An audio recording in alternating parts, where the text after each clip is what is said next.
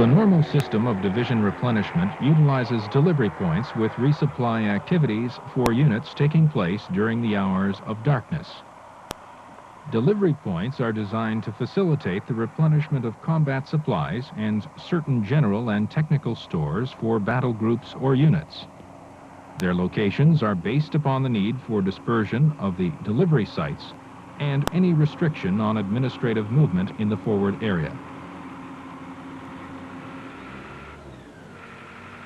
Replenishment activities are aimed at the service battalion maintaining the unit's basic load of combat supplies and other essential items of supply on a cyclical basis over a 24-hour period.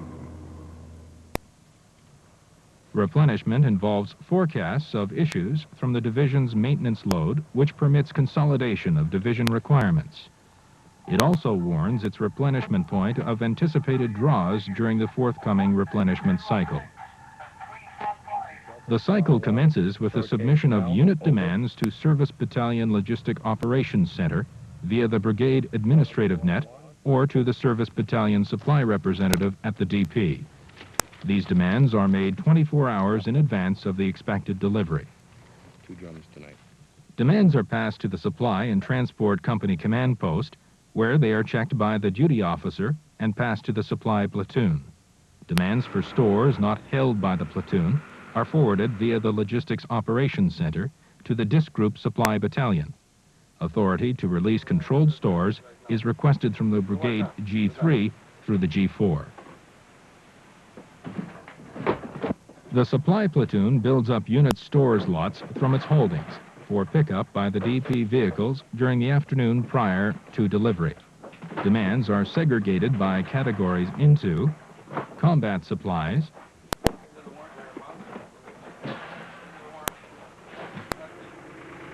defense stores,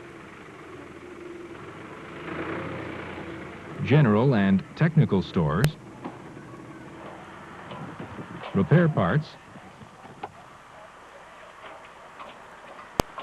and field force equipment table items.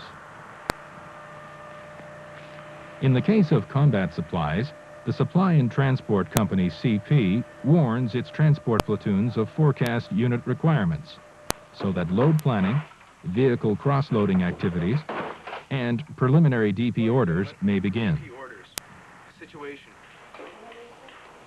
At the same time, the Battalion Log Ops Center prepares a consolidated forecast of combat supplies, which is passed to the Division Service Group Headquarters, and the RP is warned of the Division's anticipated draw for that night.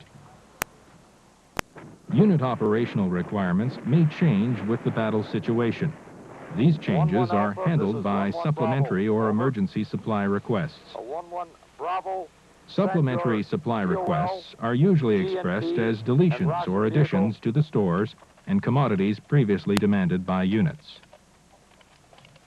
Emergency supply requests are urgently required stores or supplies which were not previously demanded. They can be submitted at any time. If delivery cannot be accomplished on the next scheduled DP, then immediate delivery may be made to an emergency DP or direct to a unit location. It is the responsibility of the unit requiring resupply to select the locations and timings for the DP. Authority to use a piece of ground and access routes to it is provided by the Brigade Headquarters G3 staff. Requests and authorizations for DP locations and timings follow the administrative chain of command, from the unit to the Brigade Headquarters G4 staff and on to the Service Battalion Log Ops Center. On occasion, minor units or detached subunits may be grouped with a major unit for their replenishment requirements. When this is the case, affiliated units arrive at the DP site in accordance with predetermined timings. DP orders are prepared at the Supply and Transport Company CP. They contain preliminary information and an update on the tactical situation, DP locations and timings, route information and a commodities list, and radio frequencies, passwords, and available RP details and procedures. Concurrent activity within the company includes preparation of unit issue vouchers, advising the Log Ops Center of special requirements for heavy lift at the DP, and finalizing arrangements to pick up defensive stores, repair parts, CF FET items, and other stores.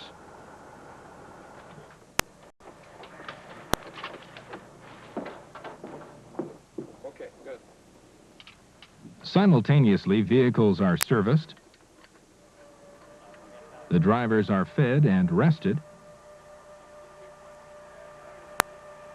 commodities and supplementary supply requirements are being loaded in preparation for that night's DP activity.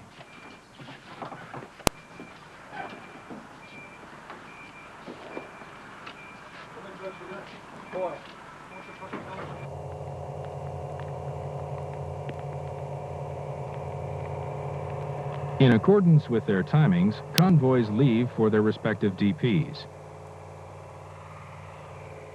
The Supply and Transport Company CP maintains radio contact with the convoys and keeps the Log Ops Center posted on their progress and any changes in the tactical situation or any other factors which will affect the locations, routes, or timings of the DPs.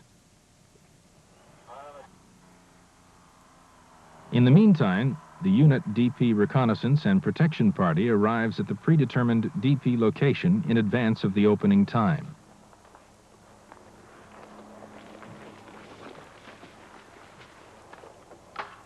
Factors to be considered in the sighting of a DP include reasonable proximity to the Unit A echelon location, ease of access to the main supply route with at least 2 lead-in roads and identifiable contact points, lying up areas, sufficient maneuver area within the DP site, separate entrance and exit tracks, concealment, defense, hard standings, and any known enemy activity.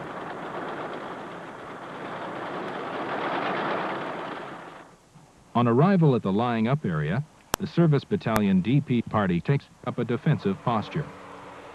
The DP commander meets with a unit representative at a contact point and proceeds with him to the DP location where he is briefed by the unit Recce and Protection Party commander on the layout and defense of the DP and establishes his report center. Behind us, and there's 2 to the rear. Okay. All unsecured. Okay. He returns to the lying up area where he briefs his company co-drivers on the layout of the DP.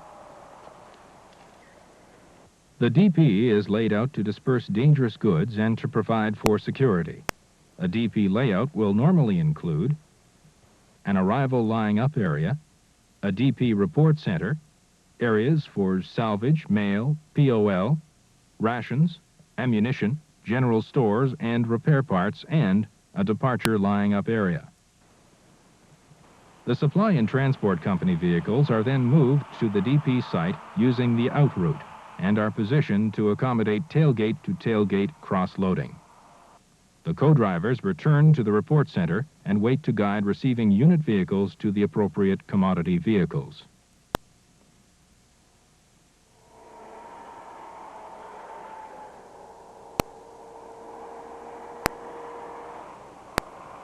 The user unit A echelon vehicles have arrived at the report center, where they pick up their guides and move into the DP. Their vehicles are in reverse of their departure order, with the first vehicle going to the end of the line.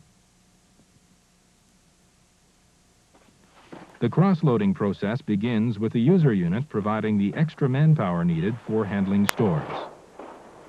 The user unit and the Service Battalion supply representatives verify the stores being cross-loaded. The next night's demands are collected by the supply representative, which are later handed in to the Supply and Transport Company CP. On completion of the store's handover, the DP is wrapped up and unit vehicles return to their echelon locations. The Service Battalion's convoy then proceeds to the RP to replenish that portion of the brigade maintenance load expended during that night's DP. The DP operation just described is one example. Actual procedures for any operation would be determined by brigade SOPs and the tactical situation.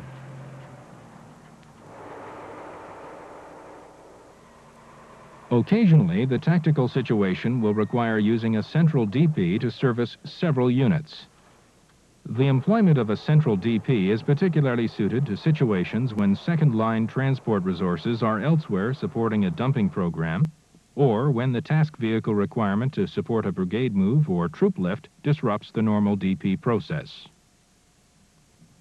Aside from increased terrain requirements, the main difference in operation is the need for a timed program for each unit's activity. Defense of a central DP will be coordinated by the Service Battalion Log Ops Center.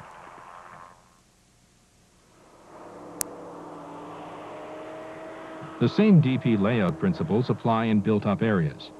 The greater spread of the DP will require more local control and additional guides to guard against confusion in narrow streets or lanes.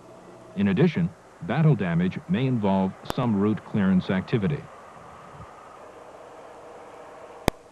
In certain tactical situations, a forward logistics group may be established. The FLG maintains a forward reserve and provides battle group commanders with immediate access to fast-moving combat supplies, primarily fuel and ammunition.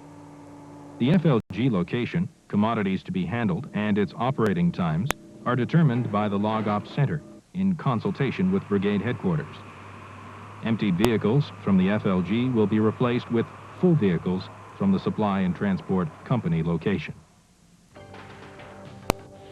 The DP system is tried and true and contains sufficient flexibility to satisfy the resupply needs of operational units.